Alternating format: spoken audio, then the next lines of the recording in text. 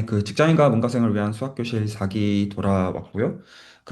오늘은 이제 7, 8강 얘기를 좀 할 건데요. 오늘 이제 계산 과제를 좀 드릴 건데, 오늘은 이제 과제부터 드리지 않고, 이 계산을 왜 하는지를 좀 납득을 시켜드린 다음에 시키겠습니다. 자, 저희가 이때까지 해온 얘기들 한번 이제 간단하게 리뷰를 좀 해보죠. 저희가 이제 어떤 얘기를 했냐면, 우리가 무한을 다룰 때 주의해야 됨에 대해서 인지하기 시작했고요. 혹시 다 동의하시나요? 무언에 대해서 좀 주의하자. 이게 있었고. 근데 그 가운데 이제 연산이라는 거를 볼 때 그 군이라고 하는 걸 기준으로 이제 보니까 함수의 합성 같은 것도 다룰 수가 있었더라. 이런 관점을 저희가 드리기 시작했고요. 이것도 혹시 동의가 되실까요? 근데 이제 함수들 중에서도 선형함수들을 기준으로 보면 선형함수들의 합성이 뭘로 뜬다는 걸 저희가 생각하기 시작했냐면 행렬의 곱셈으로 뜬다라는 거를 인지하기 시작했고요. 그냥 원래 기존에 여러분들이 직문수 전에는 뭐 함수의 합성은 함수의 합성이고 행렬 곱은 행렬 곱이었고 행렬 곱은 왜 이따위로 하지? 라는 어떤 관점에서 상당수가 보셨을 텐데 그게 적어도 호환이 된다라는 거에 대해서 보기 시작했고 그리고 이제 저희가 지금 지난주부터 나누기 시작한 것은 임요원 선생님께서 정리해서 좀 잘 적어주신 것처럼 저희가 이제 무지개 정리를 포함해가지고 결국에는 이 행렬이라고 하는 걸 정보량을 일치하는 방식으로 대각행렬로 바꾸고자 한다라는 그런 이상한 말을 나누기 시작했고요. 그러니까 이제 이해를 시켰다가 아니라 그런 얘기를 앞으로 하고 싶다라는 얘기를 드렸고 근데 그런 얘기들을 하는 데 있어가지고 가장 핵심에 해당하는 이제 대상이 내적 혹은 뭐 내적 구조 이런 단어를 쓰기 시작했습니다. 그래서 오늘의 그 목적은 여러분들로 하여금 어떤 부분에서 여러분들이 스스로를 뭐라고 해야 되죠? 명확하게 해야 되는지에 대한 지점들을 얘기를 나누고자 하는데, 자, 오늘 가장 중요한 질문이 아마도 이 질문일 거라고 생각해요. 선형성의 정의가 뭐냐? 자, 요 얘기부터 오늘 좀 같이 좀 나눠보면 어떨까 합니다. 선형성이란 무엇입니까? 지금 꼭 피상적인 층이, 철학적인 층이 묻는 거 아닙니다. 그냥 여러분이 실제로 쓰고 계시잖아요. 계산하실 때.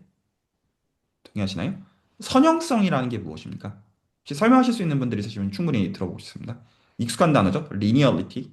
제가 그래서 함수를 선형함수로 바꾼다. 벡터 공간은 선형적인 대상이다. 뭔가 익숙한 단어인데요. 선형성이라는 게 뭡니까? 편하게들 얘기해 선으로, 줍니다. 예, 선으로 표현될 수 있는 함수? 좋습니다. 그러니까 쭉. 직선이든 곡선이든. 오케이. 선으로 표현되는 대상. 또 있나요? 자, 이런 기준을 제가 드리겠습니다. 제가 가르친 게 있습니다. 검증 가능한 얘기여야 됩니다. 리니어 F, 컨비네이션으로 나타낼 수 있는. 리니어 컨비네이션이라는 단어가 나왔네요. 예, 좋습니다. fx 플러스 y는 fx 플러스 fy고 스칼라 곱으로 나타낼 수 있는 함수가 선형함수였던 것 같습니다. 좋네요. 또 있나요? 인풋 값의 변화에 따른 아웃풋의 결과가 일정하다. 네, 좋습니다. 어떤 함수 f가 주어질 때 f 오브 x 플러스 y는 f 오브 x 플러스 f 오브 y가 성립하고 f 오브 ax에는 af 오브 x가 성립하는 함수를 선형함수라고 알고 있어요. 자, 가능하면 이 질문에 대한 답을 다 들어보고 싶거든요. 왜냐하면 여기서 실제로 우리가 뭐를 속이고, 스스로한테 속이고 있었는가에 대한 거를 제가 인지시키려고 해서 오히려 목적이 나중에 이 레코드를 이제 보실 때, 내가 이렇게 말했네? 라는 걸 오히려 보게끔 하기 위해서요. 일부러 유도가 그렇습니다. 지금 다 정답들이기는 해요. 결과적으로. 맞거든요. 근데 이제 그럼에도 좀 미묘한 간극의 인지에 대해서 보도록 하는 게 좀 목적입니다. 자, 그래서 다음 질문에 대해서 혹시 아직 답을 안 해주신 분들은 답해 보시기 바랍니다. 선형성이란 무엇이냐? 근데 제가 어떤 말씀드린 것은 기준은 검증 가능한 거를 추구합니다. 저는 그냥 어, 간단하게 정비례 관계가 선형성이라고 생각합니다. 다시요. 뭐라고요? 정비례 관계, 비례 정비례 관계. 관계. 오케이. 네, 또. 저는 저는 네, 저는 그냥 바로 떠오른 거는 덧셈이랑 곱셈으로만 연산이 되는 인풋 대비 결과로만 이해가 됐었습니다. 이거는 알고 하신 말씀이라고 제가 생각하지만 그럼에도 중요한 지점이기 때문에 구분하는 게 곱셈이라는 단어를 쓰시면 안 돼요. 스칼라 곱이라는 단어를 반드시 쓰셔야 돼요. 좋습니다. 또요. 저는 그 기울기가 일정한 그래프로 표현이 되는 것 성질이라고 생각을 합니다. 좋습니다.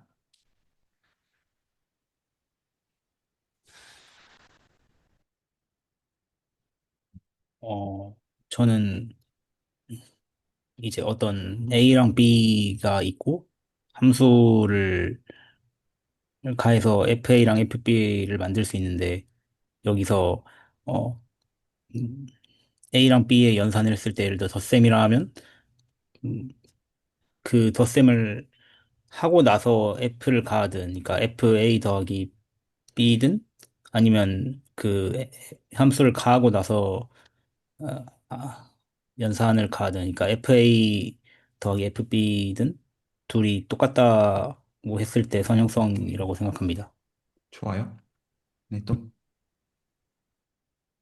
저는 방정식으로 표현될 수 있는 함수가 선형함수 아닐까 합니다. 그것도 너무 사실 너무너무 중요한 관점인데, 여기서 사실 단어는 정확하게 쓰는 게 좋습니다. 1차라는 단어를 거기서 써야 됩니다. 1차 방정식이라고 하면 100% 맞는 말이 되겠습니다. 그 직관에서 말씀하실 거라고 생각합니다. 좋습니다. 저도 합구조와 스칼라 곱구조가 보존되는 함수를 사용한다고 생각했습니다. 좋아요. 1차 함수인데 원점을 지나야 된다고 생각이 듭니다. 좋습니다. 저 기존에 제가 알고 있던 거는 그 직선이 아닌 게 비서정이고 직선일 때 선형이 이렇게 알고 있었거든요. 근데 렉처노트 5강 인근에서 선형성이라는 단어가 있었어요. 근데 지금도 정확히는 모르는데 곱셈과 스칼라곱이 있는 그런 선의 일종 이런 게 선형성이다라고 이렇게 맥락을 읽었어요. 정확히는 잘 모르겠습니다. 그렇게만 알고 있습니다. 좋습니다. 네, 저도 비슷한 관점인데요. 그 스칼라곱과 덧셈으로 표현할 수 있는 선인데 방향을 가진 선이라고 생각을 합니다. 좋습니다. 저는 말씀하세요. 네, 원소들의 웨이티드 썸으로 집합 전체를 표현 가능한 거라고 생각합니다. 멋진 단어가 나왔네요. 네, 좋습니다. 네, 저는 네, 먼저 말씀하십시오. 네. 그, 잘 모르겠어서 그냥 GPT 통해서 외웠었는데요. 네, 그, 공간 R2에서 스칼라 곱과 덧셈을 만족해야 그 선형성을 얻는다라고, 네, 외웠습니다. 네, 좋습니다. 저는 정의역에서 어떤 벡터 공간이면 그 함수에 의해서 치역도 똑같이 벡터 공간이 되는 거를 저는 선형성이라고 생각하고 있습니다. 좋습니다. 혹시 다 하셨나요? 그 하나를 제가 돌려드리겠고 다시 여쭤보겠습니다. 이제 제가 이제 그 수학자로서 요 지금 그 활동을 하잖아요. 근데 이제 수학자들이 그 되게 그 거품을 물고 싫어하는 게 있습니다. 뭐를 싫어하냐면 틀린 말하는 걸 싫어합니다. 근데 틀린 말을 안 하면 할 말이 없어요. 그래서 저는 틀린 말을 굉장히 많이 해요. 사실은. 어떨 때는 명확하게 인지를 하고 틀린 말 할 때도 있고요. 보통 이제 수학자들은 그걸 되게 도의적인 그 잘못이라고 생각할 때가 많은 것 같아요. 정서적으로는. 근데 저는 그럴 때가 많고, 그, 인지하지 못하고도 틀린 말 많이 하고요. 근데 사실은요, 제가 질문부터 틀리게 한 거예요, 제가. 왜 그러냐면요. 이 단어는 사실은 그 제가 이제 이 단어에다가 붙여야 되는 명사를 특정하지 않았기 때문이에요. 그래서 사실은 다른 게 두 개가 있습니다. 하나는 저희가 선형성을 집합에다가 붙일 때가 있고요. 선형성을 함수에다가 붙일 때가 있습니다. 이 두 개는 구분해야 됩니다. 근데 제가 이런 것들, 만약에 이걸 수학자들이랑 대화하다 보면 이런 거 사실 다 걸리거든요. 그래서 이거 뭔 말이냐 하면 사실 말을 제대로 해야 되는 문제에 좀 더 가까운데 저는 이런 식으로 맞춰가는 것 자체가 유익하다고 보는 면이 있어요. 직관 자체를 주는 면도 있고요. 그래서 여기서 여러분들이 지금 답하신 거에 그 두 가지가 다 혼재되어 있는 거 혹시 보이셨나요? 어떤 분은 집합 레벨에서 선형성을 말씀하셨고 어떤 분은 함수 레벨에서 선형성을 말씀하셨잖아요. 이 점에 대해서는. 근데 사실 이거는 제가 만약에 질문을 집합의 선형성이 무엇입니까? 이렇게 물었으면 다 괜찮으셨을 거고 함수의 선형성이 이러면 오히려 다 괜찮으셨을 텐데 그러니까 이런 게 사실 여러 이제 거가 있는 층이죠. 그런데 이제 제가 이 두 가지를 좀 다시 생각하는 가운데 다시 질문을 제가 되돌려 드리기 위해서 함수의 선형성을 생각하기 전에 마음속으로 어떤 심상을 갖고서 이 생각을 하시면 좋겠냐면 저희가 함수에 대해서 군구조에 대해서 생각을 했었을 때 마음속으로 지수함수를 염두에 두시면 좋겠거든요. 정확하게는 지금까지 직무수 노트에서 보신 예시가 두 가지예요. 그 군구조를 보존하는 함수다라는 관점이 이제 조금 있으신가요? 지수함수를 염두에 둘 때. 이것도 만약에 필요하시면 디스커션 하시면서 녹이시길 바랍니다. 지수 법칙이라는 게 어떤 뜻이었냐면 a의 x 플러스 y 승이 a의 x 곱하기 a의 y잖아요. 이게 연산을 보존하는 행위다라는 의미가 혹시 좀 와닿으시나요? 원래 정의역 세계에서 덧셈을 하던 행위를 공역 세계에서 곱셈을 하는 행위로 대응해서 바꿀 수가 있고 A의 영승이 1이며 덧셈의 항등원이 곱셈의 항등원으로 바뀌고 그리고 A의 마이너스 1승이 A분의 1이다. 덧셈의 역원이 곱셈의 역원으로 바뀐다. 라는 층에서 혹시 이 말이 납득이 가시나요? 직관적으로? 뭔 소리 하는지? 그래서 여러분들은 이제 함수를 볼 때 연산을 보존하는 함수라는 이상한 관점을 적어도 하나 원래 여러분들이 친숙하게 봤던 지수함수를 토대로 알고 있는 상태이고요. 그리고 예시 하나를 더 추가합니다. 다른 중요한 예시가 디터미넌트 행렬식입니다. 그래서 행렬식의 경우 여러분들이 검증 가능한 그 이진영 선생님께서 한번 그 계산을 올리신 적 있죠. 뭐냐면 2 곱하기 2행렬 두 개를 줘요. 그러면 2 곱하기 2행렬 두 개를 곱할 수 있어요. 별거 아니죠? 곱해요. 그 곱한 거에 대해서 디터미넌트를 취해요. 이것과 각각의 행렬들의 디터미넌트를 취해서 곱해요. 이건 순서가 다르단 말이에요. 그런데 이거와 같다는 거를 확인할 수 있고요. 이것은 재미삼아서 해보시길 권합니다. 그리고 예를 들어서 항등행렬을 디터미넌트에 집어넣으면 1이 된다. 이런 관찰들. 역원의 디터미넌트는 그 디터미넌트의 인버스랑 같다. 그 분모로 뜬다. 이런 것들은 확인하실 수 있어요. 그래서 이런 것들의 특징이 이게 연산이 보존되고 있는 행위이다. 라는 게 좀 감이 있으실 거라고 생각을 하는 가운데 선형성에 대해서 다시 여쭤보고 싶어요. 말이 납득이 가셨나요? 이게 여러분들이 군 구조를 도입했기 때문에 이제 다시 보는 관점이 됩니다. 제가 일부러 여기서 사실 이 질문이 지금 끝이 아닙니다. 그 다음 질문으로 가기 위한 빌드업으로 보셔야 돼요. 제가 다시 질문할게요. 선형성이란 무엇인가라고 질문하면 여러분들 입장에서는 답을 그 둘 중 하나를 정해서 하셔야 돼요. 하나는 그 명사를 정확하게 하시던가 아니면 그 명사 두 가지에 대해서 다 얘기를 하시던가 그 방식이어야겠죠. 납득이 가셨나요? 자, 다시 한번 똑같은 질문에 대해서 답을 바꿔서 해보시기 바랍니다. 선형성이란 무엇이냐? 이것도 한번 좀 다시 들어보겠습니다. 똑같은 방법, 복붙 그대로 말씀하셔도 상관은 없습니다. 네, 그 다음 질문을 드리기 위한 다시 빌드업입니다.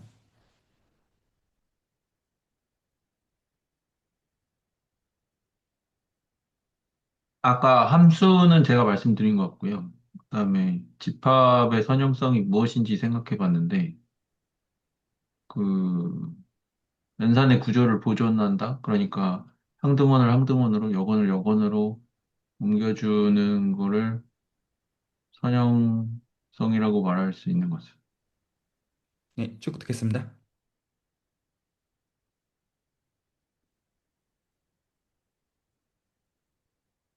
지금 인지가 지금 들어오셨죠? 지금 마음속에서 집합과 함수 구분을 생각하고 계시죠?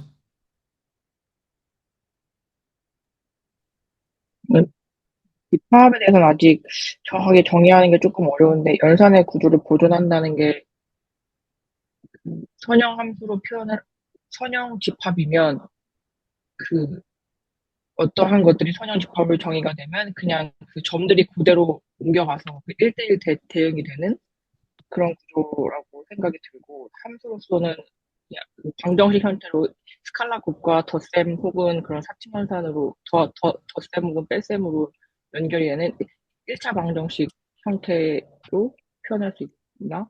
라는 것까지밖에 설명을 못하겠네요. 네. 너무너무 좋습니다. 저는 이런 설명들이 되게 이제 러프할지언정 본인들의 직관이 이제 전달이 되는 방식으로 여러분들 수학을 알아가시는 거라고 생각해서 너무너무 귀하게 보거든요. 개인적으로. 그래서 좀 들어볼게요.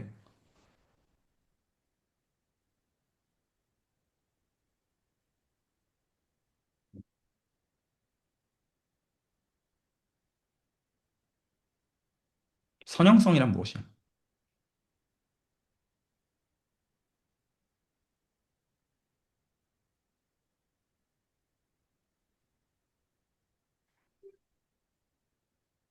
자, 만약에 지금 이 답을 지금 하는 거에서 오히려 주저함이 있으신 경우들은 저는 오히려 이건 괜찮은 것 같아서 지수함수에 대해서 한 번 더 셋업을 정확하게 한번 해보자고요. 혹시나 도움이 되실까 봐. 자, 그러면 지수함수에 대해서 셋업을 어떻게 하겠냐면 함수니까 여러분들 이제 다 함수의 정의 아시죠? 라고 하면 유물론적인 관점이 아니잖아요. 자, 여기서 좀 식히고 넘어가겠습니다. 오늘이 이제 11월 25일이니까 뭐가 적절한지는 모르겠는데, 1이 두 개가 들어가는 분을 지금 제가 시키고 싶은데, 제 지금 그 시야에 이동욱 선생님이랑 장인우 선생님이 들어오네요. 그 이유는 없습니다. 자, 장인우 선생님부터 시키겠습니다. 함수의 정의. 어, 집합 A와 집합 B가 있을 때 그 집합 A와 집합 B의 곱의 특정한 부분집합을 두 가지 조건에 만족할 때 저희는 이걸 함수라고 합니다. 하나는 존재성이고 하나는 유의성인데 존재성이라는 것은 집합 A의 원소가 집합 B와 순서를 이뤄서 순서쌍을 만든다는 것이고 이 유의성이라는 것은 이렇게 만들어진 순서쌍이 있을 때 순서상 A0와 B0 그리고 순서상 A0와 B1이 있을 때 이 이 두 순서상이 같다면 B0와 B1 값이 같다라는 것입니다. 즉, 어, A의 값은 하나의 B 값을 갖는다는 것을 만족할 때 저희는 이걸 함수라고 합니다. 네, 이동욱 선생님. 네. 정역 x와 공역 y를 갖는 함수는 함수 f는 다음과 같은 집합 SF로 정의가 됩니다. SF는 x와 y의 곱집합의 부분집합인데 이때 그 y1과 y2가 둘 다 SF에 속해 있다면 그러면 y1은 y2를 항상 만족을 하는 그런 조건을 만족하는 이 부분집합을 함수라고 정의하는 것 같습니다. 네, 아닙니다. 하지만 지금 이제 어떤 층위에서 제가 말씀드리고 싶냐면, 제가 이게 혹시나 이제 잘못 오해될까 봐 제가 얘기를 좀 잘해야 될 것 같긴 한데, 지금 장윤우 선생님 아까 설명하시는 거 보면 이거 거의 뭐 수학 전공자 뺨치는 걸로 지금 바뀐 거 혹시 보이시나요? 지금 2, 3주 지금 이제 안에? 다 여러분들 지금 그 스테이지로 지금 바뀌는 게 보이시죠? 수학은 이렇게 배우는 거예요. 이게 계속 디스커션하고 연습하고 하면서 늡니다. 자연스럽게. 보이시죠? 어떻게 느는지. 지금 한 달 전이랑 비교가 안 되잖아요. 이동호 쌤도 마찬가지. 그래서 여기서 아까 이제 유일성은 빠지긴 했는데 저는 이 자체 지식에 대한 얘기라기보다 잘하셨고요. 디스커션 하시면서 하나씩 같이 맞춰가시기 바랍니다. 괜찮으시죠? 직관들이 틀리는 게 아니라 요 연습 자체를 안 해봤기 때문에 이제 어버버하고 나오는 그런 성격입니다. 두 분 다 잘하셨습니다. 자, 그래서 지금 함수를 이제 보면 정의역과 공역이 요구가 되잖아요. 이거 다 이제 동의하시죠? 정의 레벨에서 요구가 되잖아요. 그리고 함수가 이제 정의역의 각 원소를 공역의 원소로 옮겨줘야 되는데, 근데 저희가 연산을 보존한다라는 얘기를 하기 위해선 정의역과 공역에다가 다 어떤 거를 줘야 돼요? 집합으로 부족해요. 뭘 줘야 돼요? 연상. 연산을 준다는 거는 그 집합을 뭘로 본다는 겁니까? 직문수 안에서 답해 주시기 바랍니다. 군으로 봐야 돼요. 이 말이 동의가 되시나요? 연산을 줬다는 건 여러분들은 집합에다가 군 구조를 이미 줬다는 뜻입니다. 자, 그러면 지수함수의 예시를 이제 가지고 본다면 정역은 우리는 마음속으로 뭘로 생각하겠냐면 실수집합으로 보겠습니다. 그리고 공역은 양의 실수집합으로 보겠습니다. 말 알아두셨나요? 그렇게 보겠고요. 그러면 이거를 군 구조로 보겠다는 거는 정역에는 어떤 연산을 준 거예요?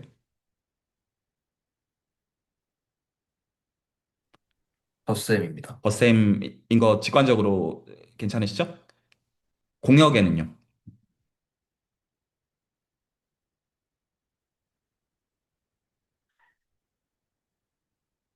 곱셈입니다. 곱셈인가요? 괜찮나요? 자, 그러면 지금 이제 다시 한번 구조를 보겠습니다. 저희가 군 구조를 보존하는 함수라는 말을 하기 위해서는 지수 함수가요. 그럼 일단 함수가 정의가 돼야 되니까 정역과 공역이 집합으로 선언이 돼 있어야 됩니다. 구조 동의하시나요? 그런데 연산을 보존한다는 말을 하려면 두 집합에다가도 애시당초 연산이 있었어야 됩니다. 그래서 지금 저 지수함수의 저 구체적인 예시에서는 실수 전체의 집합 및 덧셈, 그리고 공역은 양의 실수 전체 및 곱셈. 이렇게 선언이 돼 있는 거에다가 함수가 x를 뽑으면 a의 x승으로 보내주는 함수를 저희가 생각합니다. a는 0이 아닌 양수를 생각하고요. 여기까지 동의가 혹시 다 되시죠? 자, 그러면 자, 이제 여기까지 여러분들이 관점을 이해하셨을 때 그러면 이제 실제로 군 구조를 보존한다는 게 어떤 얘기였냐면 정역 쪽에서 군연산을 취해요. 말 알아들으시겠죠? 정역 쪽에서 군연산을 취해서 함수로 태워서 보내요. 이게 우리가 봤던 거에선 a의 x 플러스 y 승이에요. x 플러스 y를 한 다음에 지수함수를 가지고 태운 거죠. 동의하시죠? 그것과 뭐가 같다는 거냐면 x랑 y를 먼저 보내요. a의 x랑 a의 y. 그리고 그거를 공역에서 연산을 해요. 그게 a의 x 곱하기 a의 y예요. 그거 두 개가 같다가 지수 법칙이죠. 이 패턴이 보이시나요? 어떤 식으로 생각하고 있는지 다시 한번 말씀을 드립니다. a의 x 플러스 y를 읽는 방법. 정역에서 군연산을 적용한 다음에 함수를 가지고 태워보낸 거예요. a의 x 곱하기 a의 y를 해석하는 방법. 정역의 원소들을 먼저 함수를 가지고 태워보낸 다음에 공역의 군연산을 쓴 거예요. 그거 두 개가 같다는 뜻이에요. 이게 군구조를 보존하는 함수라는 뜻입니다. 이 말이 이해가 가시나요? 이해하실 거라고 생각하고 지금 떠들고 있습니다. 여기까지 괜찮으시죠? 이제 혹시나 이해가 100%가 아니라고 여기시는 분들도 충분히 이제 디스커션 하시면서 충분히 100%로 만드실 거라고 확신해요. 이 스테이지에서는. 자, 그러면 다시 한번 여쭤볼게요. 그러면 저희가 선형성이라는 거를 말하는 거에서 집합과 함수를 얘기할 때, 그 참고로 제가 이거 지금 클래리피케이션 하는 거는 여기서 질문이 끝나는 게 아닙니다. 오히려 클래리피케이션 완전히 끝낸 상태에서 진짜 질문하려고 하는 거예요. 클래리피케이션 관점에서는 그러면 군구조를 보존하는 함수에 대해서 얘기했던 이제 군구조 대신에 단어를 뭘로 쓰고 있느냐면 선형성이라고 하겠습니다. 선형성을 보존하는 함수라는 거를 규정하기 위해서는 순서가 어떻게 되어 있어요? 함수가 나와야 되니까 여전히 집합 두 개 나와야 돼요. 동의하시나요? 정역과 공역에 뭐가 있어야 되냐면 선형성이 규정이 돼 있어야 되고요. 그리고 그거를 보존하는 방식으로서 함수가 나와야 돼요. 말 알아들으시겠죠? 자, 제가 똑같은 질문 도로 하겠습니다. 선형성이 뭔지 설명해 주시기 바랍니다. 이것도 똑같이 다 모두한테 다 묻는 질문입니다.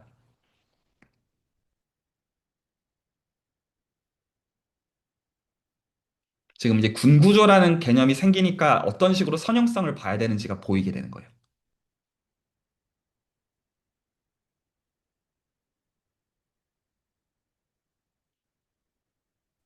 집합 간의 군 구조를 보존해서 등식으로 만드는 거라고 말하고 싶은데, 그렇게 말하면 안 돼요. 왜 안 되냐면 이제 더 이상 군 얘기가 아니에요.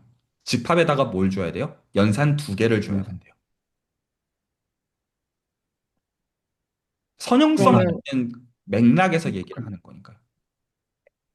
그럼 선형성은 아까 했을 때 스칼라 곱과 덧셈이었으니까 여기서도 정역과 공역에서의 선형성을 유지한다는 말은 스칼라 곱과 덧셈이 정역에서의 그런 계산이 공역에서도 유지가 되는 거라고 설명을 하면 100% 맞는데, 100% 맞는데 조금 더 지금 이제 그 같이 생각을 나누기 위해서 더 어떤 층위를 구분할게요. 그러면 다시 함수 가정이 되기 위해선 정역과 공역이 선언이 되어야만 돼요. 이건 다 표현하신 것 같아요.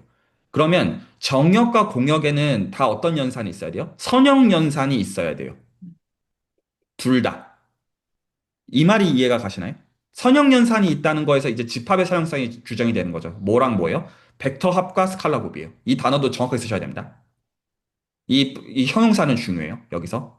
이 벡터 연산의 핵심입니다. 말 이해 가시나요? 그러니까 정역과 공역이 다 둘 다 각각 뭘 줘야 되는 거예요? 벡터 합과 스칼라 곱을 각각 줘야 되는 거예요. 이 말이 두 집합이 같다는 말을 하고 있는 게 아닙니다. 말이 혹시 납득이 가시나요? 두 집합이 있는데 각각의 이 연산들을 두 개를 갖고 있다라는 말까지만 보장하고 있는 거예요. 여기까지 말 납득이 가시나요? 뭔 소린지?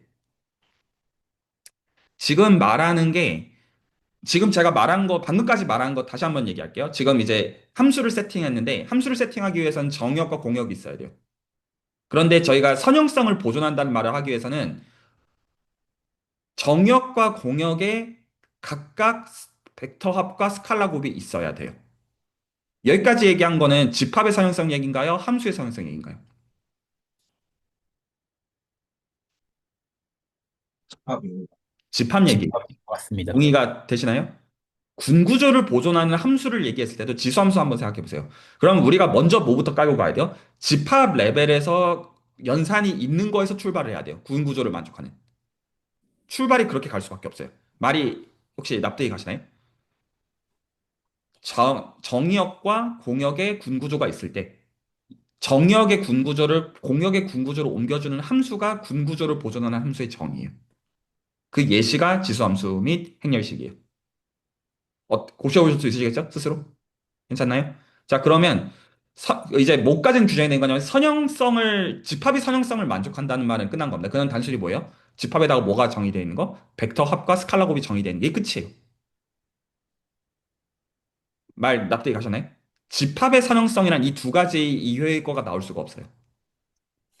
그래서 집합의 선형성이란 집합이 있는데 벡터 합과 스칼라 곱이 정의가 되면 집합은 사용성을 갖고 있는 겁니다. 납득이 가시죠? 이제 이 시점부터는 여러분들이 이 단어도 이제 군구조는 구분하고 쓰셔야 됩니다. 선형성과 군구조는 달라요. 군구조는 연산 한 개 얘기고 선형성은 연산 두 개 얘기예요. 달라요. 유사하지만요. 알아들으시겠죠? 자, 그러면 다시 도로 여쭤볼게요. 함수의 선형성을 규정해 주시기 바랍니다.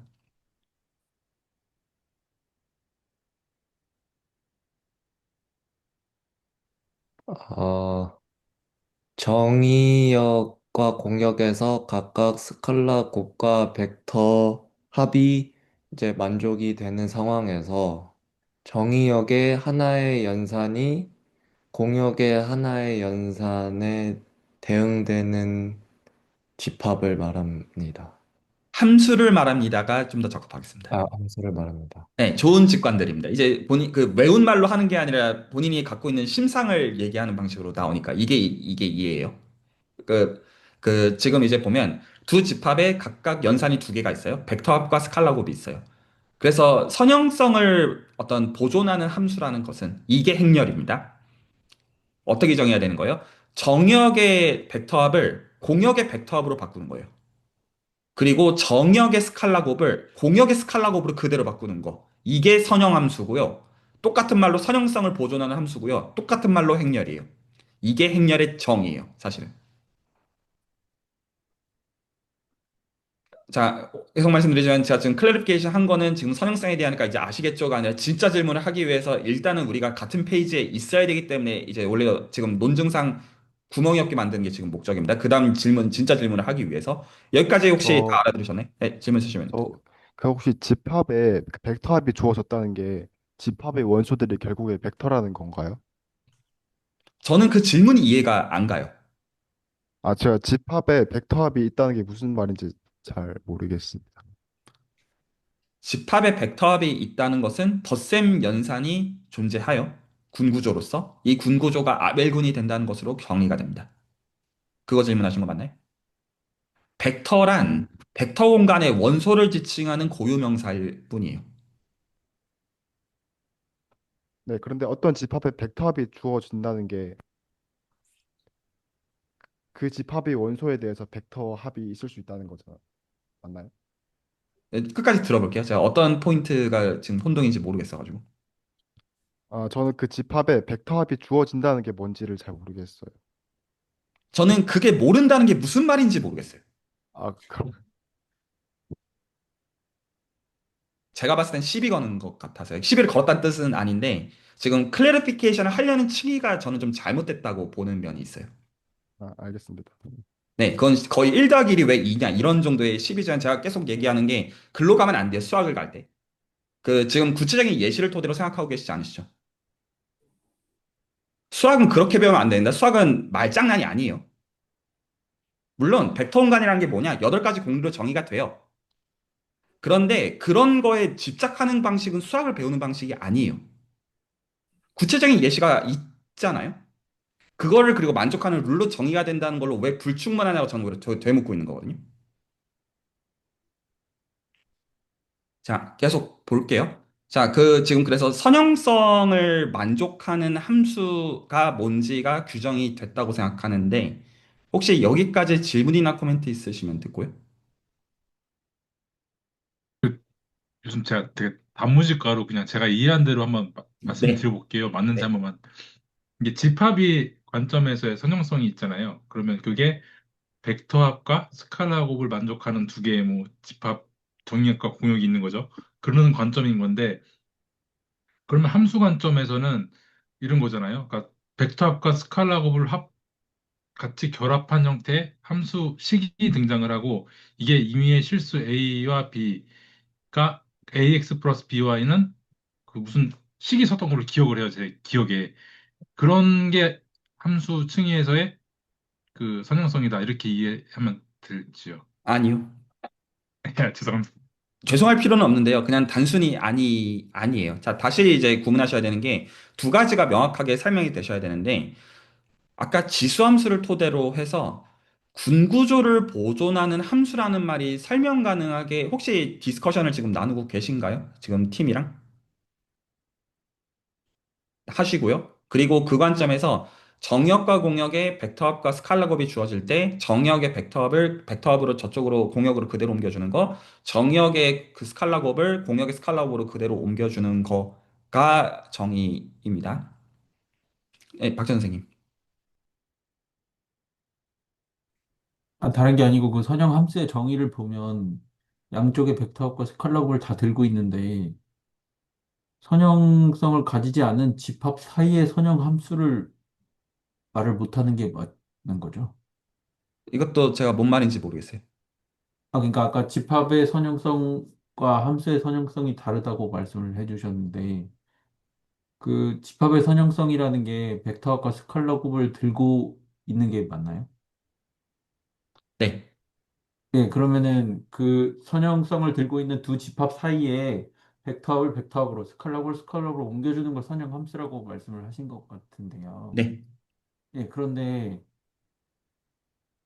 선형 함수가 애초에 선형인 집합 두 개 사이의 관계이기 때문에 그 정역과 공역의 선형성을 전제하고 있는 것인 거죠.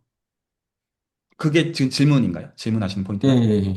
그 셋업에 대한 질문을 하시는 거라면 네. 이제 군 준동형 사상 그룹 호모피즘을 생각해 보시면 아, 먼저 아, 뭘 줘야 되는 거예요? 있어야 되는 이게 좀 말이 되죠. 그거는 전제 조건. 네, 네. 알겠습니다. 예. 네, 혹시 또 저도 하나 궁금한 거 있는데, 집합에서의 선형성과 함수에서의 선형성을 구분해야 한다라는 것은 그 선형성이라는 어휘를 같이 공유하기는 하지만 그 두 개의 개념 사이에 공통분모를 찾을 수 없을 때 하는 표현이라고 생각을 하거든요. 네. 그래서 그 둘 사이에 정말 공통분모가 없는가 생각을 해보면 사실 뭐 그 연산 자체랑 연산을 보존하는 특성이랑 같다고 할 수는 없지만 그 둘이 연산을 되게 중요하게 다룬다는 점에서 그 연산 자체의 선형성에 어떤 본질적인 특성이 녹아들어 있지 않나 하는 생각이 드는데 이 연산은 다시 말해서 벡터 합이랑 스칼라 곱은 그러면 정확히 어떤 특성을 만족해서 선형성이라는 주요한 특성으로 다루어지는 건가요? 질문 자체가 이해가 안 갑니다. 음, 그러니까 제가 말씀하신 거를 제 언어로 다시 재해석하자면 이래요. 집합의 선형성과 함수의 선형성이 모종의 공통점을 포괄한다고는 느껴진다. 근데 그 두 개가 뭐가 다르다는 거냐? 저는 애시당초 다르다라고 그냥 정의가 지금 다르니까요. 근데 뭐가 다르냐고 물어보면 저 입장에서는 할 말이 없거든요.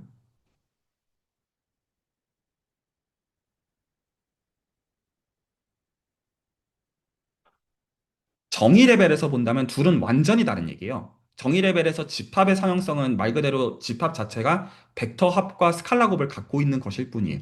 혹시 괜찮나요? 저희가 함수의 정의는 곱집합의 삐리리 부분집합이잖아요. 정의가.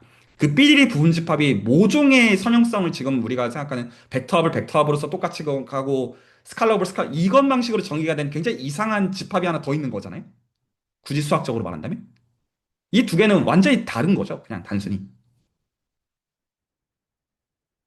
논리적인 층에서 얘기를 단순히 하고 있는 겁니다. 그런데 그 특징을 공유하는 게 있죠. 선형성이라고 하는 거에서 그 벡터 합과 스칼라 곱이라고 하는 거를 선형성이라고 부르는 층에서 공통점이 있잖아요. 그러니까 지금 저희가 클리어리피케이션 한 게 이거 단어를 쓰는 거에서 집합과 함수의 층위를 구분해야 된다는 얘기를 그래서 한 거잖아요.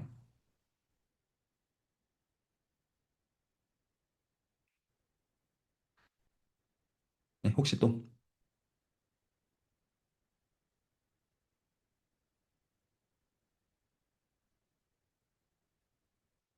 아, 교수님, 혹시 질문해도 될까요? 네.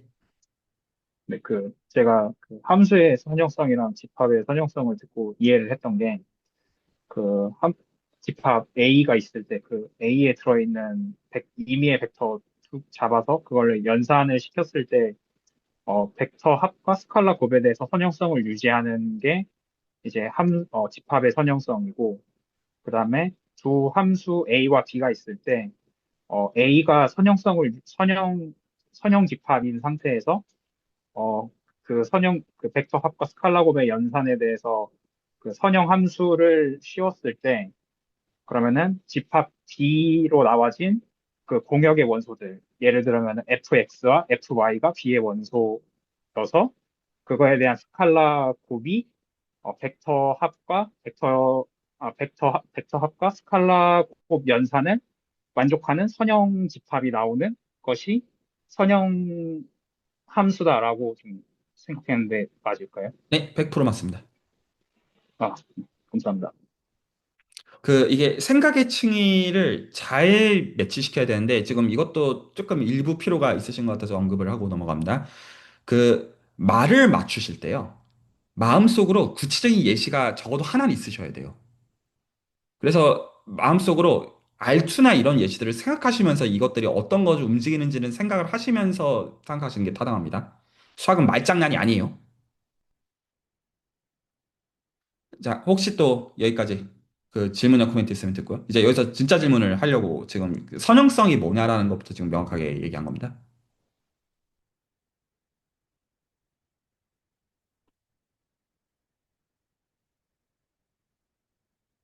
아, 그, 아까 지수함수로 예시를 들어주셨는데, 어,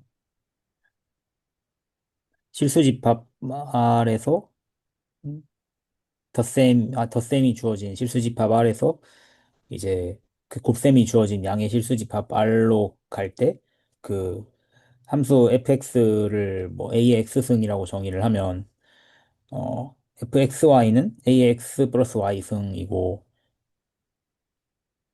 그래서 지수함수가 이제 fx 더하기 y는 fx 곱하기 fy로 대응시켜주는 그런 함수다가 지수함수다라고 말씀을 해주신 걸로 저는 이해를 했는데, 그럼 이 경우에 공역인 양의 실수집합, 그리고 에서는 벡터합이 곱셈으로 정의가 되어 있는 건가요?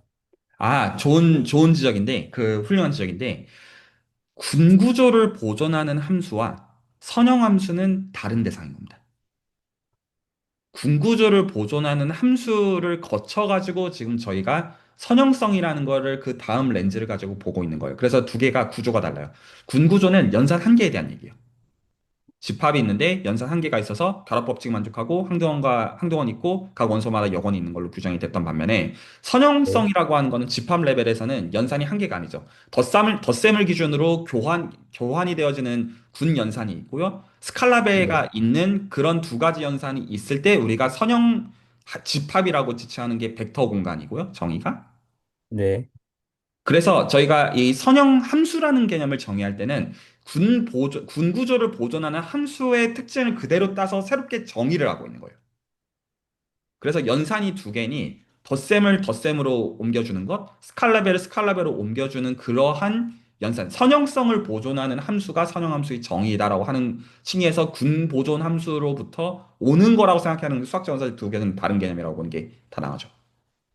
아, 덧셈을 곱셈으로 보내는 선형함수인 게 아니고 둘이 네, 그냥 다른, 다른 개념입니다. 네. 군 구조를 아, 보존하는 함수의 예시가 지수함수인 것이고, 지금 우리가 네. 보는 선형함수는 그 어떤 구조를 빗대어서 이제 군 구조 대신에 선형 구조라고 하는 거를 보존한다라는 센스에서 정의한다. 아, 그런 느낌인 것이지, 그렇죠. 어떤 뭐 지수함수가 선형함수다라는 건 말은 아니라는. 전혀 아니죠. 그 좋은 포인트인데, 그 네. 이게 수학에서 배워야 되는 중요한 지점 중에 하나인데, 저희가 마음속에 늘 그 지금 굉장히 좋은 결의 질문이거든요. 그러니까 예시를 가지고 우리가 어떤 논리를 만들었다고 해봐요. 근데 그게 직관적으로 타당해야 되잖아요. 그래가지고 그냥 이 논리를 세운 다음에 한번 생각해 보는 거. 이게 말이 되나? 근데 예를 들어 지수함수가 선형적이다. 뭔가 이상하잖아요. 그냥 아주 러프한 센스에서 보면. 그래서 이게 말이 되나? 이런 식으로 맞추면서 그 같이 맞아 떨어지는 게 있는 거죠. 그래서 하나는 군구조에 대한 보존성, 다른 하나는 선형성에 대한 보존성에서 개념이 두 개가 달라요. 근데 뭔가 모종이 겹치는 게 있죠. 구분해서 이해해 보겠습니다. 네, 아직 예시 레벨에서 100% 보시면서 하시면 그렇게 이제 구분해서 좋은 질문입니다. 네, 감사합니다. 네, 혹시 또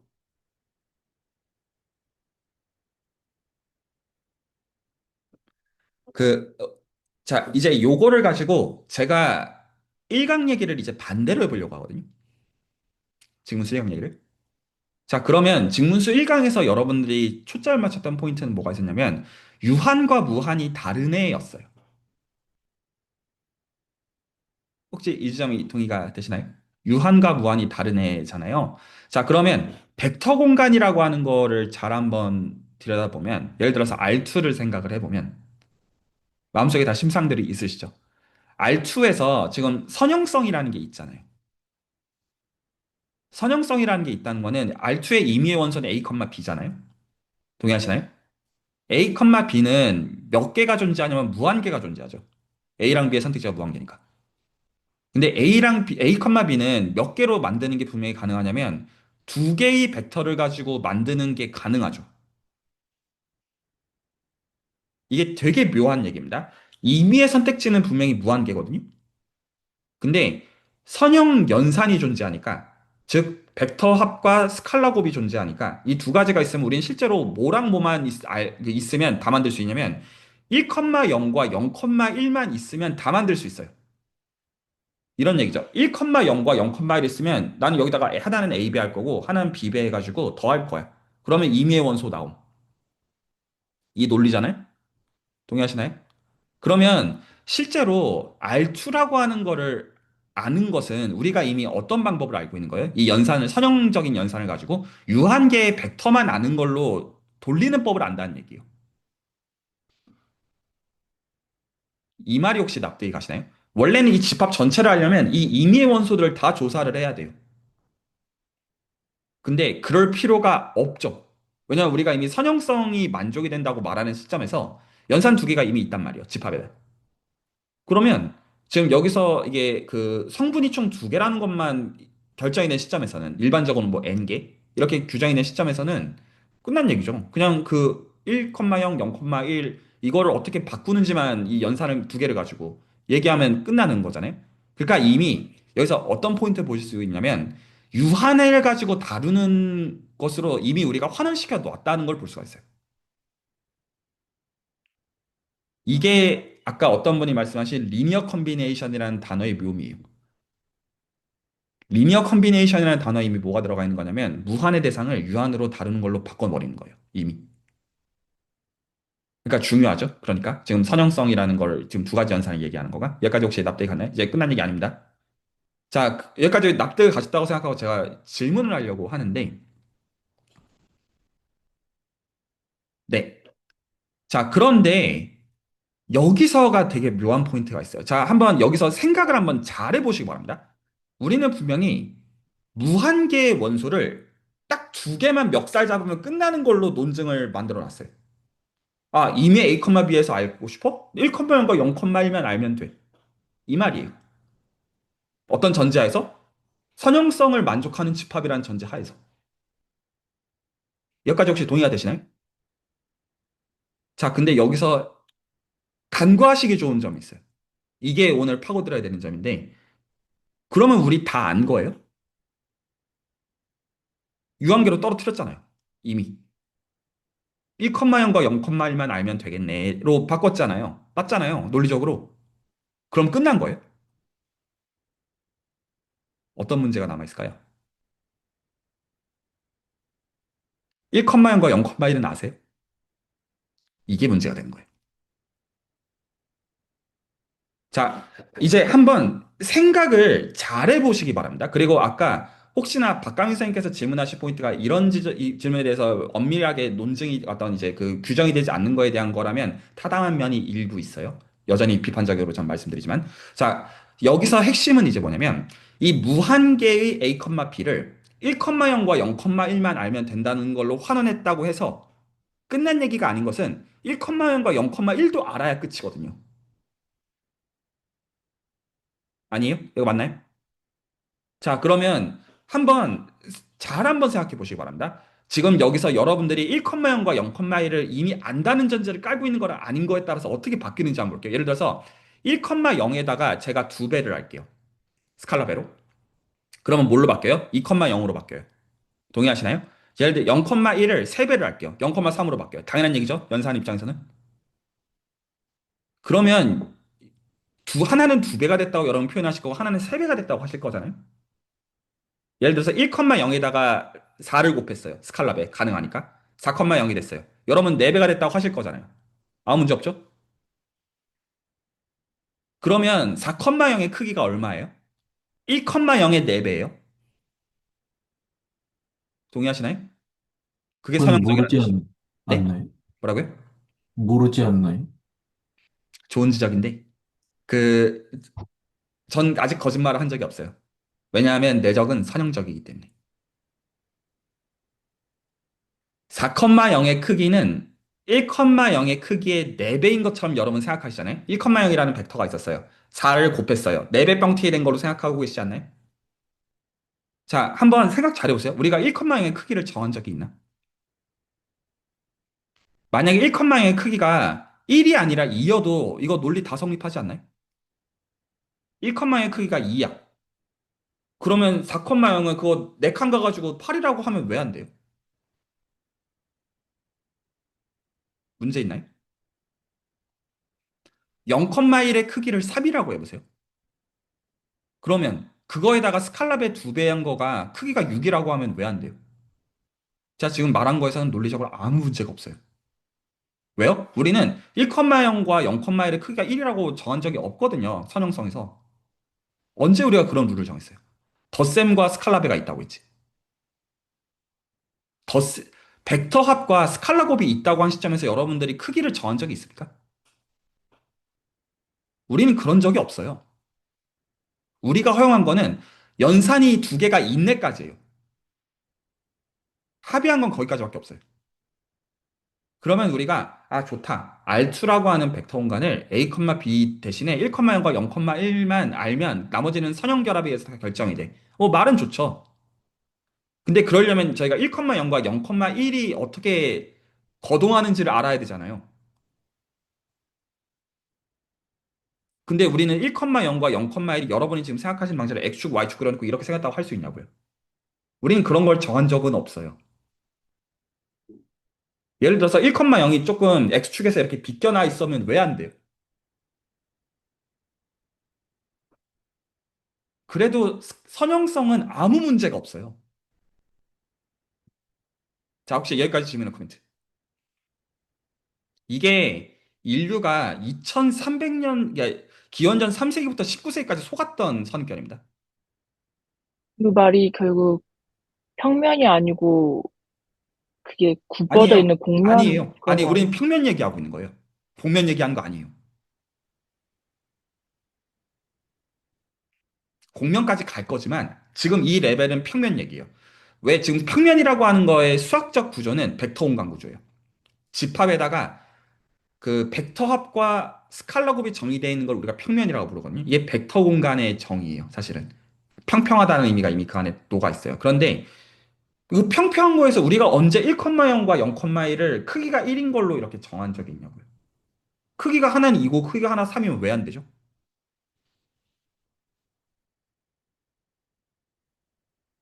여러분이 이때까지 네. 했던 그 어떤 공리랑 그 어떤 논리를 끌어들여도 여러분들 1,0과 0,1의 크기를 1이라고 규정하는 게 불가능해요. 그 말은 곧 그 단위 벡터의 크기가 1이라는 것 자체가 임의적인 거니까 그걸 바꿔도 그 후에 나오는 것들은 다 상관이 없다는 그 뒤에 공리적인 나오는 그런 거였다라는 얘기를 하고 있는 거예요. 저 호기심 드는 거 하나 있는데, 공간에 대해서 논한다라고 하면 되게 저희가 실제로 겪는 직관적인 일들처럼 다루는 거잖아요. 네.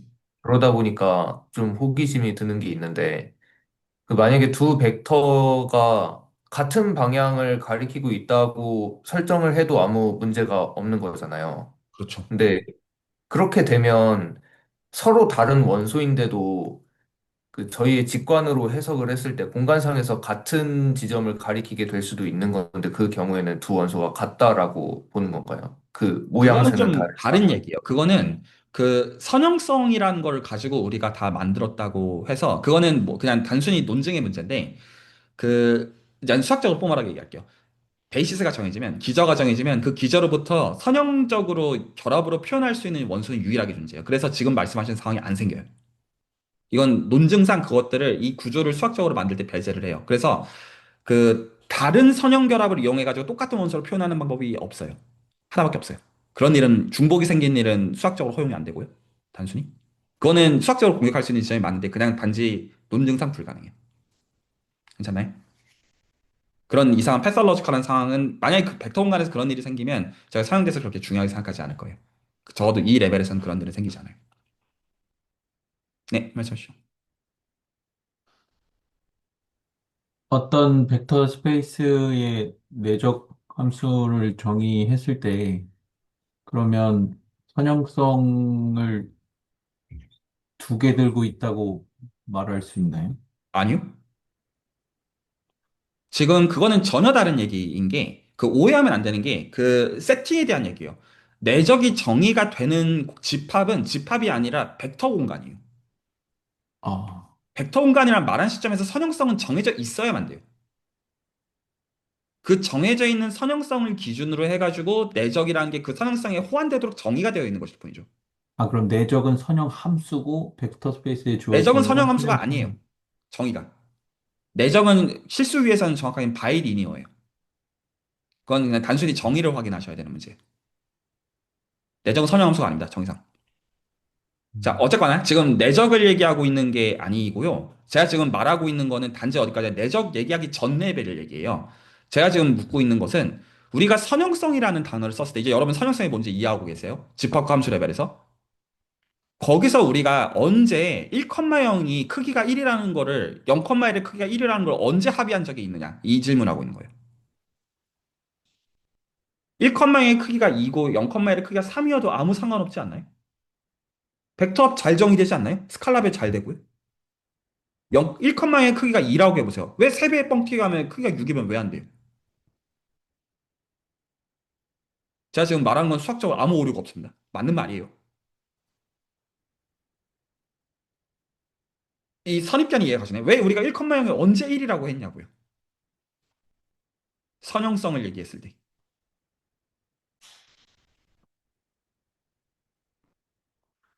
그렇죠. 크기가 뭐라는 질문을 할 수 있는데 저 반대로 얘기하는 거예요. 우리가 크기가 뭐라는 질문을 해야 되는 거 아니냐고 전 지금 얘기하고 있는 거예요. 그런 크기라는 얘기를 벡터합과 스칼라 곱을 말한 시점에서 말한 적이 없는데 왜 받아들이고 있냐 이거예요.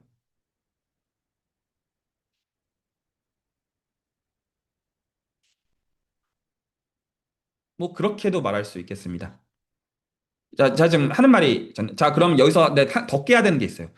혹시 지금 제가 말하는 거 딴지 거실 거면 지금 아니에요. 왜냐면 지금 한 가지 딴지를 더 벌어야 되기 때문에요. 1,0과 0,1의 크기가 1이라는 걸 우리는 정한 적이 없다. 이거 혹시 이 딴지가 납득이 가시나요? 1,0과 0,1의 크기를 여러분, 그러니까 물론 양수기는 해야 돼요. 양수기만 하다면 그거 가지고 선형결합 가지고 표현하는 거 다 아무 문제 없어요. 다 돼요. 근데 여기서 한 가지 딴지를 더 거는 것은 우리가 언제 이게 90도로 만난다고 했어요? 이건 누구 맘대로? 45도면 안 돼요?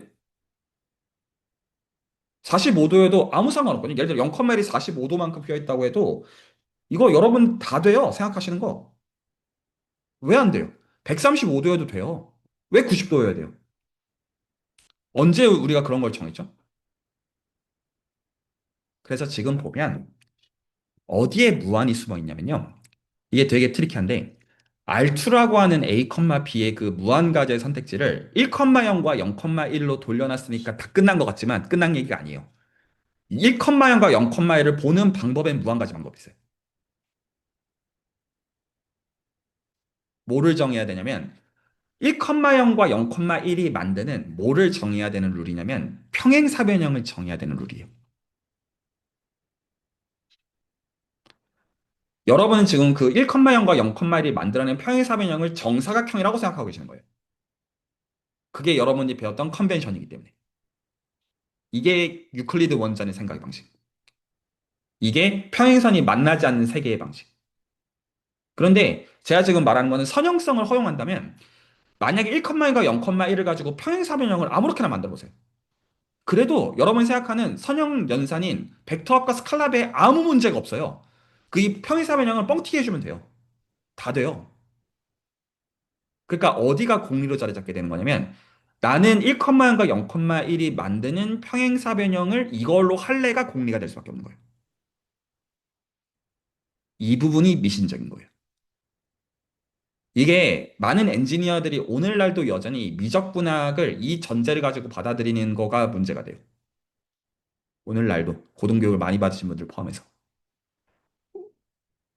자연계가 이거를 지지하지 않습니다, 참고로. 물리를 봐도 지지가 안 되고요. 통계를 봐도 지지가 안 되고요. A를 봐도 지지가 안 돼요. 이거는 옳은 세계관이 아니에요. 미신입니다. 천동선, 지동선 이런 거예요. 그러면 정답이 뭡니까? 몰라요. 선택지는 무한계가 있다니까요.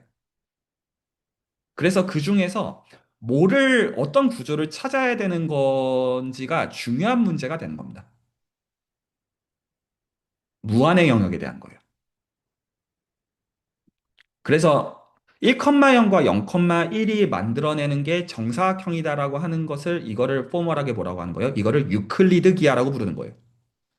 이게 아닌 모든 거를 뭐라고 부르냐면 비유클리드 기하라고 불러요. 그래서 벡터 공간 레벨에서부터 애시당초 비유클리드 기하는 있어요. 공면전에. 비유클리드 기하는 공면에 대한 얘기가 아니에요. 애시당초 우리는 1,과 0,1이 왜 이게 크기가 1이고 90도로 만나야 되느냐 이 자체가 우리는 규정을 해줘야 된다라는 말을 하려고 하는 거예요. 그리고 그 규정을 하는 한 가지 수단으로서 내적이라는 거를 도입할 뿐이에요. 네서시티는 필요 조건은 뭐였냐면 1,0과 0,1 가지고 만들어지는 평행사 변형이 어떻게 생겼는지 그 형상을 규정해야 돼. 여기까지가 우리가 주장해야 되는 거예요. 형상을 규정하는 방법이 꼭 내적일 필요는 없어요. 근데 이게 규정이 되면 나머지는 다 정해져요. 이 말이 혹시 납득이 갈까요? 뭔 소리 하고 있는지? 오늘 얘기를 나눠야 되는 가장 중요한 기하적 구조란 이 얘기예요. 벡터 공간은 이 부분에 대해서 공리화해요. 여러분은 이미 내적을 받아들이고 있어야지만 형상을 부여할 수 있어요. 여기서 내적이라고 하는 거는 여러분은 1,0과 0,1의 평행사 변형의 형상을 정해야 비로소 여러분은 형상을 정할 수 있다는 거예요. 이 형상의 선택지는 무한 가지가 있어요. 자, 오늘 가장 중요한 얘기는 드렸고요. 이제 이거 가지고 계산 연습 좀 하다가 마무리할 건데 혹시 여기까지 질문이나 코멘트?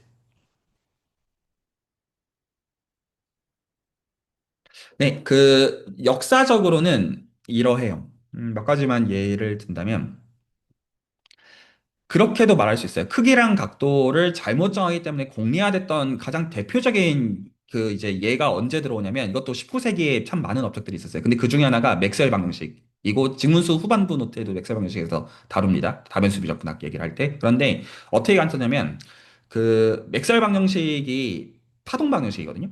그 전기장과 자기장의 그 관계식이고 그 원래는 이제 헤비사이드 시절이 10개인 거를 지금 오늘날 현대 수학에서는 4개로 줄여놨는데 그 빛이 전자기파거든요.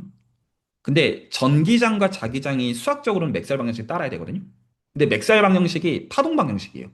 근데 파동 방정식이 뭐랑 구분되냐면 열 방정식과 수학적으로 구분이 되는데 이게 뭐가 왜 뭐 어떤 분들 중에서 뭐 어쩌라는 거냐 이럴 수 있는데 이게 왜 중요하냐면 파동 방정식의 그 파동은 속도가 유한하고 열의 속도는 무한대거든요. 열은 소스가 있는 순간 무한대 속도로 퍼져요. 수학적으로는. 근데 파동은 속도가 유한한데 파동의 예시가 전기랑 자기인데 전기장과 자기장의 그 전파 속도가 유한인데 그 예시가 빛이거든요. 물리적으로는. 근데 이게 왜 문제냐면 빛 속도가 유한이니까 우리가 이제 지구가 1초의 지구를 빛이 지구를 1 곱하기 반도다 이런 얘기를 하는 거잖아요. 왜 문제냐면요. 이 속도가 상수라는 게 여러분이 어떤 프레임에 있든지 상관이 없어요. 그럼 개소리냐면 여러분이 서서 빛의 속도를 관측하는 거랑 여러분이 빛의 속도로 움직이는 무언가를 타고서 빛을 관찰하는 거랑 속도가 같아야 돼요. 근데 말이 안 되잖아요. 여러분 상대 속도란 개념을 잘 이해하고 계시잖아요.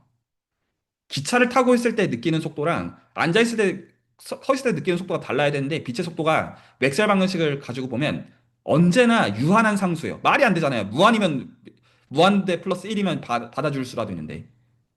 그러니까 이게 뭐가 문제였냐면 그 애시당초 시간과 공간이 유클리드 기하를 따른다라는 가정이 틀렸던 거였고요. 그렇게 안 따른다가 상대성 이론이에요. 그래서 시간과 공간의 관계가 쌍곡기하 구조를 갖는다가 일반 상대성 이론이고요. 그래서 이게 시간과 공간이 휘어지는 방식이 이 편의사변형의 결정이 정사각형이 아니다가 포인트예요.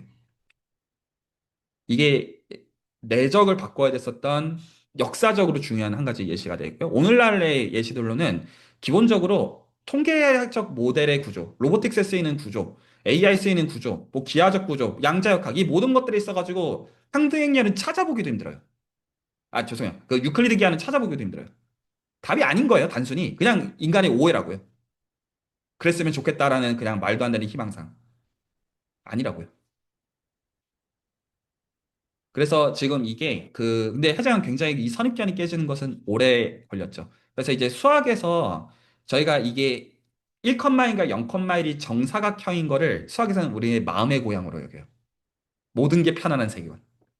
근데 이제 이거는 빌딩 블럭의 첫 스텝에 지나지 않을 뿐 이걸 가지고 만들어야 되는 세계관은 여기서 당연히 멈출 수가 없는 그런 거예요. 이때가 제일 편안한 모든 게 잘 되는 이제 그 세계관 정도로 말할 수 있겠고요. 그래서 아까 이제 이현 선생님 말씀대로 하면 그래서 이걸 공리한다고도 볼 수가 있겠고요. 뒤집어서 말하면 어떤 구조가 맞냐라고 하는 거를 찾는 문제라고 할 수 있어요.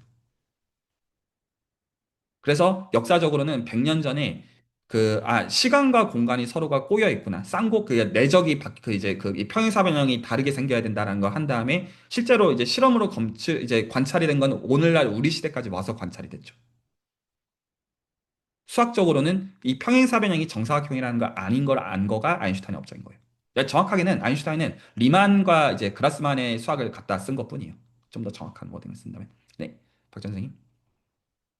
아, 정확하게 어느 부분이 공리와 부분인지가 잘 이해가 안 됩니다. 1컴마일과 0컴마일이 이루는 평행사변형의 형상이 공리라고요. 그거가 이 형상이라고 정하는 순간 쉐입이 정해진다고요. 예를 들어서 이게 정사각형이라고 해도 아무 문제 없지만 이렇게 45도 튼 평행사변형이라고 해도 문제가 없다. 이거를 정하는 게 공리라고요. 아,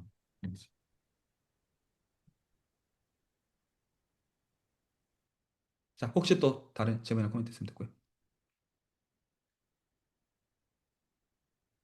내적에 해당하는 행렬이 공리라는 말씀인가요? 정확하게 맞아요. 그래서 이제 여러분들이 어떤 노트를 보시기를 권하냐면 이제 7, 8에서 여러분들이 음미하셔야 되는 게 이제 왜냐면 이제 여러분들 입장에서 이 얘기들은 이제 검증 가능한 얘기들이기 때문입니다. 어떤 거를 이제 보시면서 음미해 보시면 좋겠냐면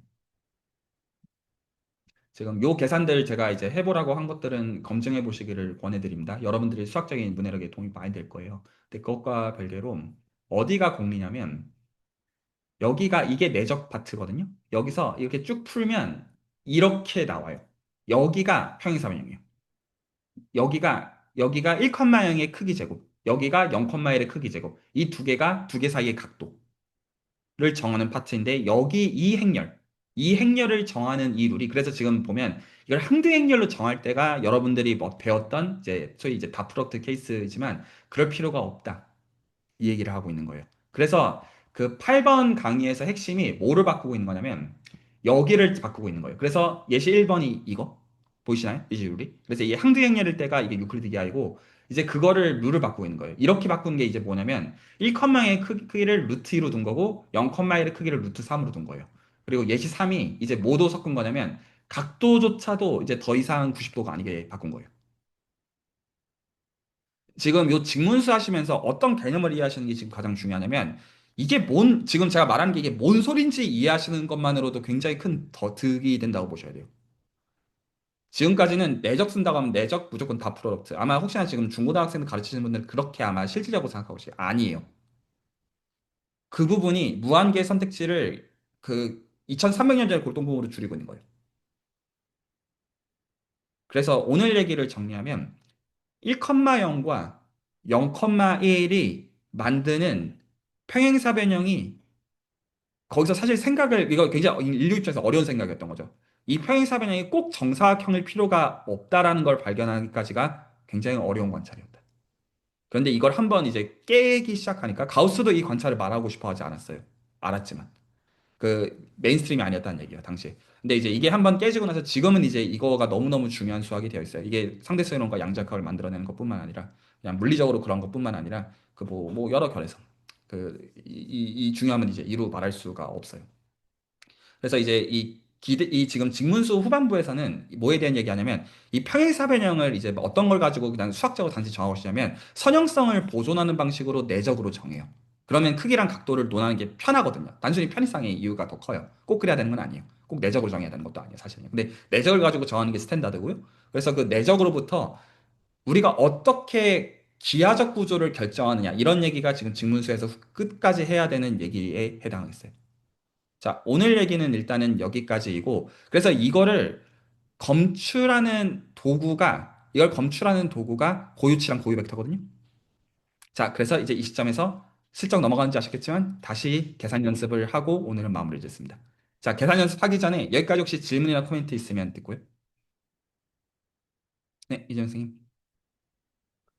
네, 평행사 변형 이야기 나와서 갑자기 생각이 든 건데요. 직문수 노트 9강에선가 디터미넌트가 0이 되면은 2 곱하기 2 행렬에서 디터미넌트가 0이 되면은 평행한 벡터가 돼서 평행사 변형을 못 만든다고 이렇게 나와 있었거든요. 그게 이제 저희가 각도랑 크기를 구하는 것과 혹시 관계가 있는 건지가 궁금합니다. 조금 섞여 있는 얘기예요. 그러니까 저희가 평행사변형이라는 그 단어, 평행한다는 이 단어, 이것들을 쓴 거에는 이미 쉐입을 정해 놔야만 전제상 말이 되잖아요. 그래서 그때는 1,0과 0,1이 정사각형으로서 평행사변형을 형성한다는 것까지 전제하고 그때 그렇게 된다라고 해석하고 있는 것일 뿐이에요. 쉐입의 기준은 정해 놔야 되니까. 그걸 기준으로 대조한다. 이 정도로 볼 수 있겠어요. 말이 전달될까요? 네. 그럼 그 쉐입을 못 만든다라는 거는 이제 그렇게 정의를 못 한다 뭐 이렇게. 그렇죠. 그거는 공리의 영역이라는 거예요. 그런데 이제 만약에 유클리드 기하를 기준으로 본다면 그때는 이제 쉐입을 정할 수 있고 못 정하고 이런 얘기를 하는 게 가능해지는데 그 가장 그보다 더 이제 밑단계 얘기를 오늘 이제 꺼낸 거죠. 감사합니다. 네, 또 혹시 다른 질문이나 코멘트 있으면 듣고요. 이건 아주 약간 추상적인 궁금함인데요. 그 항등 행렬 말고 다른 행렬을 넣었을 때로 뭔가 평행사변형이 달라지는데 그 상황에서의 뭐 미분 적분하는 방법이나 이런 것들이 아예 싹 다 달라지게 되는 건가요? 딱 달라집니다. 네, 당연히 달라집니다. 그래서 그 미적분학이라고 하는 층위가 근데 이게 달라지는 게 잘 달라지는 게 중요해요. 그래서 이게 이런 얘기예요. 그러니까 이게 되게 재밌는 포인트가 이제 뭐냐면 이렇게 생각하시는 것도 괜찮아요. 누구 맘대로 1,1과 0,1의 크기를 정사각형으로 봄? 이거거든요. 근데 그 얘기는 이거보다 강한 설득력을 갖는 평행사변형이 형상이 있다는 얘기일 수밖에 없어요. 만약에 그렇지 않나요? 여러분 만약 1,1과 0,1이 생긴 거를 정사각형 대신 다른 걸로 누군가 만약에 임의로 바꾸자 하면 여러분이 동의를 하시겠어요? 절대 동의 안 한다고요. 그러니까 무한계의 선택지가 있어요. 이것까지는 오케이. 근데 그 중에서 뭘 고르는 게 맞아? 이거는 어려운 질문이잖아요. 이게 진짜 중요한 질문이고요. 그런데 예를 들어서 시공간은 시간축을 따라 가지고 쌍곡적으로 생겨 있다. 이런 거가 물리적으로 발견됐다는 얘기잖아요. 얘기가. 그러니까 그런 식으로 생겨 이게 중요한 관찰이 될 수 있고 수학적으로 그런 구조를 찾아내고 싶은 거예요. 이 집합에다가 어떤 구조를 주는 거가 이 평행사변형의 쉐입을 제대로 주는 거겠느냐. 이것 자체가 중요한 질문인 거예요. 미분기하라는 학문은 지금 이제 그쪽 계통에 관련 갖고 공부를 하고 계시니까 강현 선생님의 경우는 미분기하의 목적은 이 평행사변형의 쉐입을 정하는 걸 어떻게 기하적 구조를 결정하느냐가 미분기하의 목적이에요. 참고로 미분기하의 전체 스토리의 목적이 이거이고요. 자, 죄송해요. 저는 그러니까 무한계가 있으니까 그 중에 아무거나 써도 돼요. 이 말 아니에요. 공리니까 그 말이 아니라 그 중에서 뭐를 쓰는 게 타당한지를 알고 싶은 거예요. 그리고 이게 왜 중요한 질문이에요? 선택지가 무한개가 있기 때문에. 그 중에 뭐가 답인지를 알아가는 게 중요한 거예요. 네, 혹시 또? 네, 오조 선생님. 예, 그러면은, 이게 그 미분 기하에서 우리가 그 일계수라 해가지고 E 뭐 F 뭐 G 이런 거 구하는데, 그러면 그거를 그냥 아무 생각 없이 계산할 때는 뭐 U 방향으로 두 번 내적 막 이런 식으로 해서 막 어떻게 E를 구하고 그다음에 뭐 F를 구하고 G를 구하는데, 그럼 이 과정들이 방금 이제 교수님께서 해주신 그 말씀에 의하면 약간 생김새를 결정하는 약간 좀 그런 과정들이라고 좀 생각을 해도 괜찮을까요? 약간이 아니라 대놓고 그거예요. 그래서 그게 그렇게 눈에 명명백백히 보이셔야 돼요. 나중에 그거 공부를 하실 때. 아, 약간이 아니라 알겠습니다. 일상적 그것 자체가 그. 에, 네, 알겠습니다. 네. 예. 근데 물론 그걸 해석하는 건 여러 이제 공부가 필요하죠. 근데 예, 이제 이 관점에 아주 나중에 보시면 다 그게 그거였구나라고 정확하게 보게 되시는 겁니다. 자, 그래서 지금 저희가 요거를 혹시 또 다른 질문들이나 코멘트 있으면 더 듣고요. 자, 그래서 저희가 이거를 규정하는 과정으로서 무지개 정리를 얘기를 할 거거든요. 그 과정으로서. 그래서 계산 얘기를 좀 오늘 좀 하고 그 계산에 대해서 오늘 명확한 과제를 하나 드리고 마무리하려고 하는데, 자, 이제 또 시키는 타임입니다. 자, 오늘 시키고자 하는 것은 단순해요. 고유치랑 고유 벡터. 네, 수준을 좀 높일 겁니다. 자, 뭐부터 드리겠냐면 제가 제 순으로 이건 이제 다 시키고 넘어갈 건데요. 자, 오늘 여기까지 하고 그냥 10분이면 다 시킬 것 같아요. 제가 그냥 여기서 이제 이렇게 하죠. 오늘은 누구를 시키면 좋을까요? 지금까지 가장 조용하신 분이 지금 제 화면 기준으로 심현무 선생님만 지금 맨 마지막 아래에 있거든요. 그래서 당첨입니다. 자, 심현무 선생님부터 시작해가지고 이제 서로가 서로를 지목하는 순으로 가죠. 그 다음에 고유치를 구해주시기 바랍니다. 행렬이 사실 처음에 매를 맞는 게 제일 낫습니다. 2, 1, 0, 3 고유치 구하시오.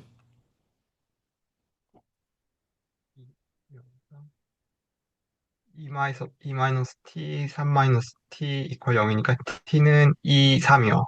네, 잘했습니다. 다음 분 지목해 주십시오. 어, 저는 이진혁 선생님 하겠습니다. 네, 다음에 고유치를 구해 주시기 바랍니다. 행렬이 1, 1, 1, 1.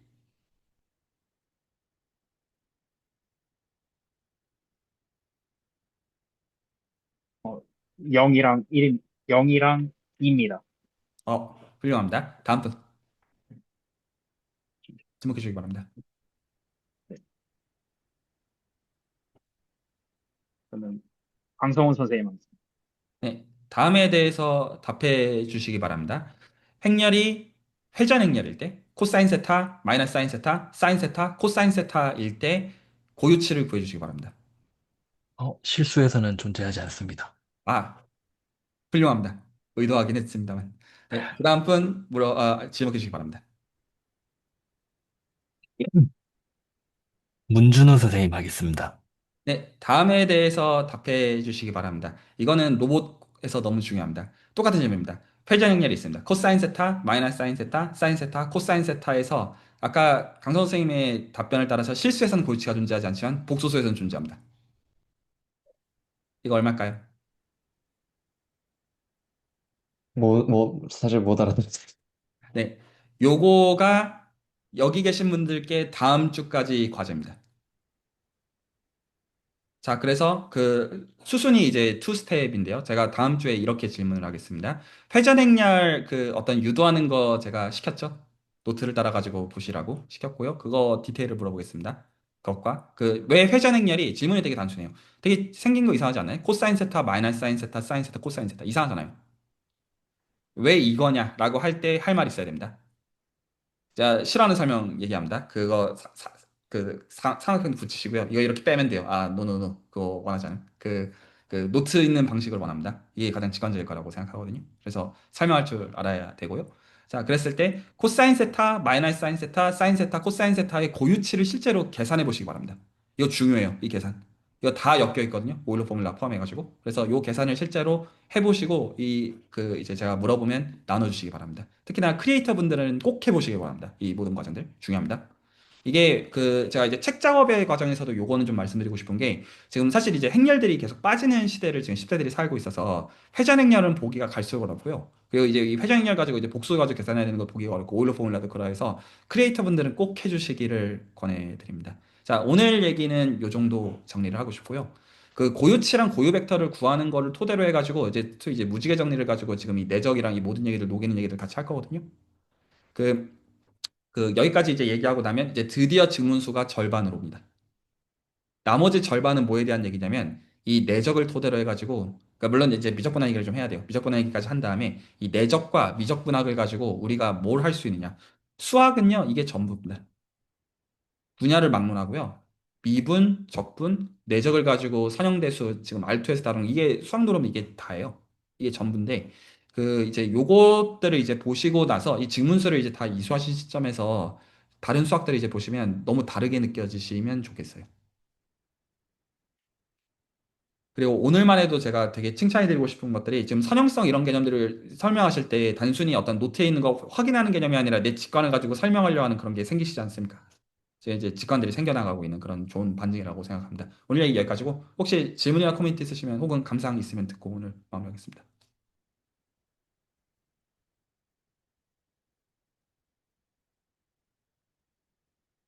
네, 오늘 어, 뭔가 비유클리드 이게 뭔지 아예 몰랐었는데 그냥 그거에 대해서 좀 접하게 됐는데 되게 좀 충격적이었던 것 같고요. 네, 그래서 되게 즐거운 시간이었습니다. 감사합니다. 네, 혹시 또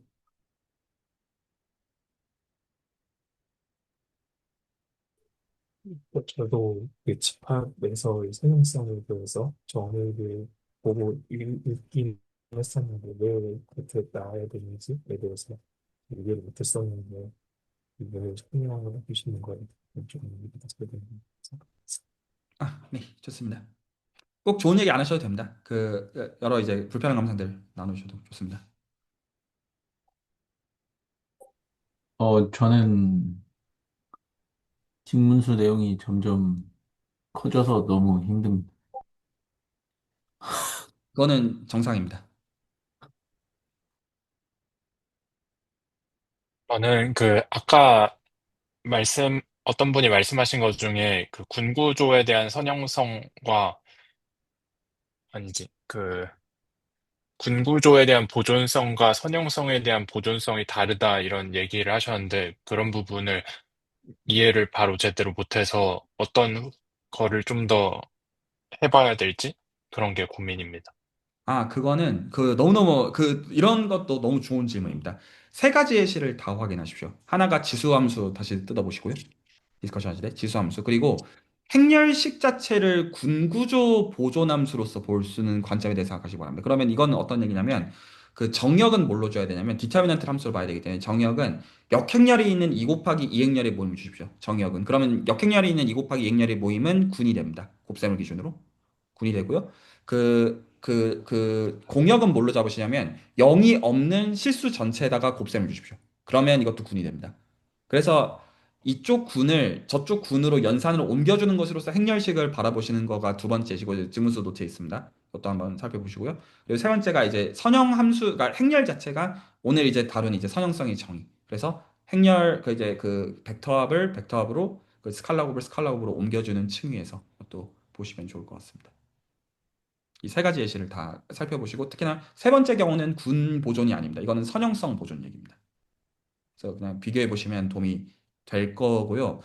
이게 특히나 이제 로봇 쪽이 좀 골 때리는데 보통 이제 쓰이는 게 행렬들의 모임을 거기선 특히 이제 군으로 다뤄요. 이걸 보통 그래서 리군이라는 단어를 씁니다.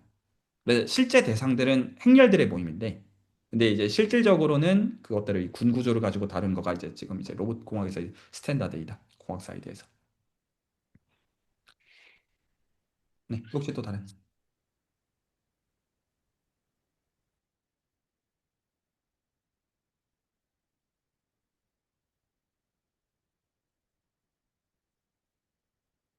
네, 좋습니다. 그러면 오늘 얘기는 여기서 정리하도록 하겠습니다.